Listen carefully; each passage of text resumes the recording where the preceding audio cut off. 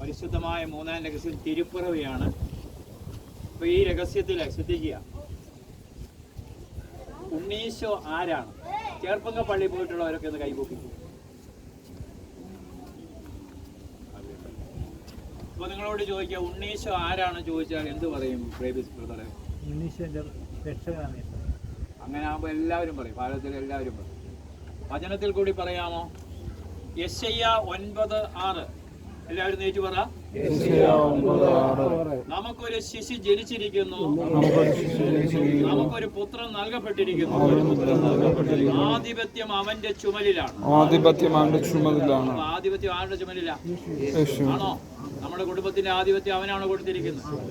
എങ്കിൽ ആധിപത്യം അവന്റെ ചുമലിലാണെങ്കിൽ പ്രശ്നമുണ്ടോ? പിന്നെ അതുകൊണ്ടാണ് ചൊല്ലുന്നത്, സർവാധിപനാം കർത്താവേ നിന്നെ വണങ്ങി, അല്ലെങ്കിൽ നിന്നെ സ്തുതിച്ച്, അല്ലെങ്കിൽ എന്തെങ്കിലും ആയിക്കോട്ടെ, നിന്നെ വണങ്ങ്. അപ്പൊ എന്താണ്? ആധിപത്യം അവന്റെ ചുമലിലാണെന്ന് ഞാൻ പ്രഖ്യാപിക്കുക. ഈ സർവാധിപനാണ്, എനിക്കൊരു ആധിപത്യവും ഇല്ലെന്ന്, ഞാൻ വെറും നീ തന്നത് മാത്രമേ എനിക്ക്. അങ്ങനെയാണോ? അങ്ങനെയാണെങ്കിൽ പ്രശ്നമുണ്ടോ? വഴക്കുണ്ടോ? ബഹളമുണ്ടോ? അപ്പൊ ആധിപത്യം അവന്റെ ചുമലിലാണ്. പറഞ്ഞ് 2 വിസ്മീയനായ ഉപദേഷ്ടാവ്.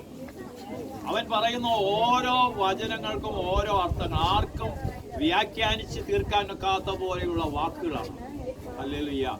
അവനെ കുനിഞ്ഞ് എഴുതിക്കൊണ്ടിരുന്നു. വ്യഭിചാരിണിയായ സ്ത്രീയെ കൊണ്ടുവന്നപ്പോൾ അവൻ കുനിഞ്ഞ് മണ്ണിൽ, അതിനെക്കുറിച്ച് കൊടുക്കുന്ന വ്യാഖ്യാനം പലരും വ്യാഖ്യാനമാണ്. ഒരു വൈദ്യൻ കൊടുക്കുന്ന വ്യാഖ്യാനം ഇങ്ങനെയാണ്: അവൻ മണ്ണുകൊണ്ട് നിർമ്മിക്കപ്പെട്ടവന്റെ ബലഹീനത മണ്ണിൽ തന്നെ എഴുതിക്കൊണ്ടിരുന്നു. ഈ വന്നവന്റെ എല്ലാ കുറവുകൾ മണ്ണുകൊണ്ട് നിർമ്മിക്കപ്പെട്ടവന്റെ ബലഹീനതകൾ എഴുതിക്കൊണ്ട് ഇരുന്നു. അപ്പൊ ഈ അതുകൊണ്ടാണ് നിങ്ങളിൽ പാവമില്ലാത്തവൻ കല്ലെറിയാൻ ആരെങ്കിലും തുനിഞ്ഞാൽ അവൻ പറയും, നിന്റെ പാവം എണ്ണി അങ്ങോട്ട് പറയും. Hallelujah, hallelujah. ഇന്നാണെങ്കിൽ കല്ലെറിയും, പക്ഷെ അവൻ ഓരോ പാവം അങ്ങോട്ട് ചോദിക്കും. ഹല്ലേലൂയ. അതുകൊണ്ട് അവന്റെ അതിനെക്കുറിച്ചുള്ള വ്യാഖ്യാനങ്ങൾ, ഓരോ വചന വ്യാഖ്യാനങ്ങളും ആഴമാണ്. അത് ആർക്കും അവന്റെ വചനത്തെ വ്യാഖ്യാനിച്ച് തീർക്കാൻ ഒരു വചന പ്രഘോഷകന് സാധിക്കത്തില്ലെന്നതിന്റെ അർത്ഥം. ഹല്ലേലൂയ. അവൻ പറയുന്ന വിസ്മയമാണ്, അവൻ പറഞ്ഞ വിസ്മയമാണ്. നമ്മളെ ഭരണഘടന പോലും എല്ലാം ബൈബിളിൽ നിന്ന് കോപ്പി അടിക്കപ്പെട്ടത് അറിയാമോ? ഹല്ലേലൂയ. നമ്മുടെ ഭരണഘടന പോലും എന്താണ്? ബൈബിൾ. അപ്പൊ ലോകത്തിലുള്ള എല്ലാ മഹാന്മാരും അവൻ പറഞ്ഞത് ആവർത്തിച്ചെന്നേ ഉള്ളൂ, അതിനപ്പുറമൊന്നും അവരാരും ആവർത്തിച്ചിട്ടില്ല. അതുകൊണ്ടാണ് അവൻ വിസ്മയനീയനായ ഉപദേഷ്ടാവാണ്. പറഞ്ഞ് അവൻ പറഞ്ഞിരിക്കുന്ന, അവന് ഒരു മനുഷ്യന് രോഗത്തിന് സൗഖ്യത്തിന്റെ വചനമുണ്ട്, പിന്നെ മക്കളില്ലാത്തവർക്കുള്ള വചനമുണ്ട്, വിവാഹം കഴിക്കാത്തവർക്ക് വേണ്ടി വചനമുണ്ട്. ഈ പുസ്തകത്തിൽ ഇല്ലാത്തതായിട്ടൊന്നുമില്ല. യെശയ്യാ 34:16 പറയാ, ഈ പുസ്തകത്തില് ഒന്നുമില്ല. ഒരു മനുഷ്യന് വേണ്ടതെല്ലാം വചനത്തിലുണ്ട്. ഹല്ലേലൂയ. അവൻ വിസ്മയനീയനായ ഉപദേഷ്ടാവാണ്. പറഞ്ഞ് പറഞ്ഞ് ഇനി 3, അവൻ ആരാണ്? നിത്യനായ പിതാവാണ്. അതാണ്. അപ്പോൾ ലോകത്തിൽ ഒരു പിതാവ്, നമ്മൾ നിങ്ങൾ ശ്രദ്ധിച്ച, നിങ്ങളെ ഭാര്യയാണ്, ഭർത്താവാണ്, അപ്പനാണ്. ഈ അപ്പൻ എന്ന് പറഞ്ഞാൽ കല്ലറ വരെയുള്ളൂ. ഈ ലോകത്തിലെ പിതാക്കന്മാരെല്ലാം കല്ലറ വരെയുള്ളൂ. പക്ഷേ ഈ കർത്താവ് ഒരിക്കലും അവൻ നിത്യമായ പിതാവാണ്. അതുകൊണ്ട് നമ്മളൊരു പാട് പറഞ്ഞു, എന്നെ നിത്യമായ രാജ്യത്തെത്തിക്കും, അവിടെ ദുഃഖമില്ല, ഭാരവുമില്ല. എന്റെ നിത്യനാണവൻ, എന്റെ രാജാവാണവൻ, എന്റെ പ്രിയനാണെന്ന് ഓർത്തുകൊള്ളണം. അവൻ ആരാണ്? അവൻ നിത്യനായ പിതാവാണ്. പറഞ്ഞ് എന്നെ ആരെല്ലാം ഉപേക്ഷിച്ചാലും എന്നെ ഉപേക്ഷിക്കാത്ത ദൈവം. സക്കാവേസിനെ എല്ലാവർക്കും അറിയാം, അവൻ ചുങ്കക്കാരനാണ്, കള്ളനാണെന്ന് പറയും. പക്ഷേ കർത്താവിന് അറിയാം ഇവന്റെ ഹൃദയത്തിൽ ഒരു വിശുദ്ധിയുണ്ട്. ഹല്ലേലൂയ. നമ്മെ പൂർണ്ണമായി അറിയുന്നവൻ ഒരുവൻ മാത്രമേ ഉള്ളൂ. ഹല്ലേലൂയ. അപ്പൊ അവൻ ആരാണ്? നിത്യനായ പിതാവാണ്. പറഞ്ഞ് പറഞ്ഞ് നിത്യനായ പിതാവാണ്. അപ്പൊ ഉണ്ണീശോയുടെ മുമ്പിൽ നിൽക്കുമ്പോ പറയണം, ആ ഉണ്ണീശോ ആരാണ്? നിത്യനായ പിതാവാണ്. പറഞ്ഞ് ഇനിയും 4 ശക്തനായ ദൈവമാണ്. അതുകൊണ്ടാണ് പരിശുദ്ധ അമ്മ പറഞ്ഞത്, ശക്തനായവൻ എനിക്ക് വലിയ കാര്യങ്ങൾ. നിങ്ങളിവിടെ ചെറിയ കാര്യങ്ങൾക്ക് വേണ്ടി വന്നു. ഈ വേളങ്കണ്ണിയിലെ 152ാമത്തെ യാത്രയില് 152ാമത്തെ ഈ യാത്രയില് 422 മറ്റേ ഇതോടെ കൂട്ടി 422 മക്കളില്ലാത്ത ദമ്പതിമാർക്കാണ് മക്കളെ കൊടുത്തത്. ഹല്ലേലൂയ. അതുകൊണ്ട് ഇന്ന് മക്കളില്ലാതെ നമ്മുടെ കൂടെ വന്നിരിക്കുന്ന വിനോദും രേഖയുമാണ് മുന്നോട്ട് പോരുക. അവർ രണ്ടുപേരും മുന്നോട്ട് പോരുക. ഇവർക്ക് വേണ്ടിയാണ് നമ്മൾ പ്രാർത്ഥിക്കുന്നത്. ഇവിടെ 22-23 വർഷങ്ങൾ മക്കളില്ലാത്ത അനേക ദമ്പതിമാര് നമ്മുടെ കൂടെ ഉണ്ടായിരുന്നു. ഹല്ലേലൂയ. അവൻ ആരാണ്? അവൻ ഒന്നുകൂടെ പറഞ്ഞ്, അവൻ ഒന്ന് പറഞ്ഞ്. ആദ്യം എന്താ പറഞ്ഞു? ഞാന്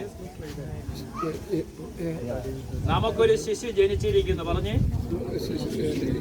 നമുക്കൊരു പുത്രൻ നൽകപ്പെട്ടിരിക്കുന്നു, ആധിപത്യം അവന്റെ ചുമലിലാണ്.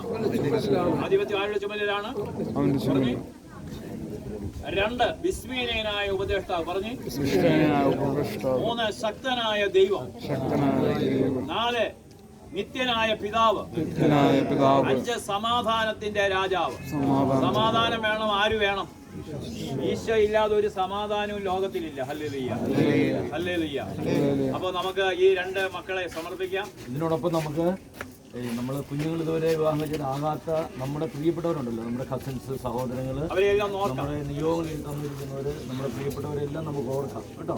വിവാഹം കഴിച്ചിട്ട് ഇതുവരെ മക്കളാകാത്തവരെ നമ്മൾ പ്രത്യേകമായിട്ട് ഇപ്പം ഈ നിയോഗത്തോട് ഈശ്വര നാമത്തിൽ ചേർത്ത് വെച്ച് പ്രാർത്ഥിക്കാം കേട്ടോ. അവരുടെ പേര് പറഞ്ഞ് പ്രത്യേകമായിട്ട് നമുക്ക് പ്രാർത്ഥിക്കാം. അപ്പോൾ ഇവർക്ക് ഒരു കുഞ്ഞിനെ കൊടുത്ത് ഉണ്ണീശോയുടെ കരങ്ങളിൽ അനേകം കുഞ്ഞുങ്ങളുണ്ട് കേട്ടോ.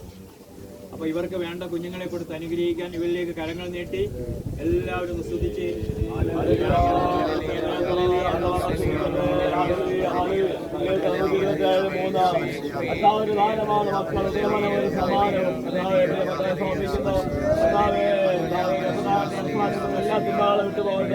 അബ്രഹാമിനെ, ഇസ്ഹാക്കിനെ, യാക്കോബിനെ, ജോസഫിനെ പരമ്പരകളെ അനുഗ്രഹിച്ച കർത്താവേ, മക്കളെ ഏറ്റെടുക്കണമേ, അത്ഭുതമായി അടയാളമാക്കി മാറ്റണമേ. വിളിച്ച് പ്രാർത്ഥിച്ചേ.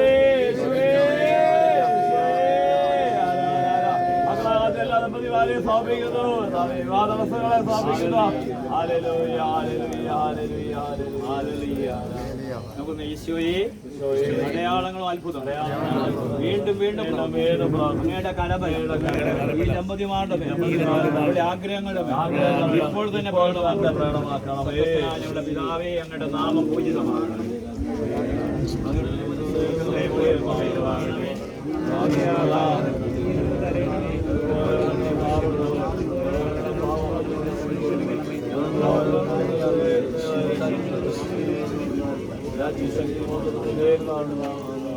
ദൈവകൃപ നിറഞ്ഞ മറിയമേ, സ്വസ്തി.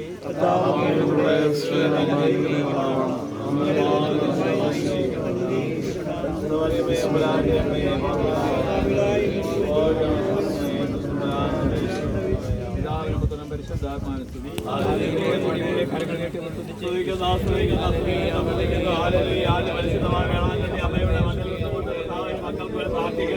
സാക്ഷികളാക്കി മാറ്റണമേ, വിശ്വാസത്തെ വർദ്ധിപ്പിക്കണമേ. Hallelujah, hallelujah. അത്ഭുതമായ അടയാളവുമായി തിരിച്ചു വരുവാൻ ഇടയാകട്ടെ എന്ന് പ്രാർത്ഥിക്കുന്നു. ആമേൻ.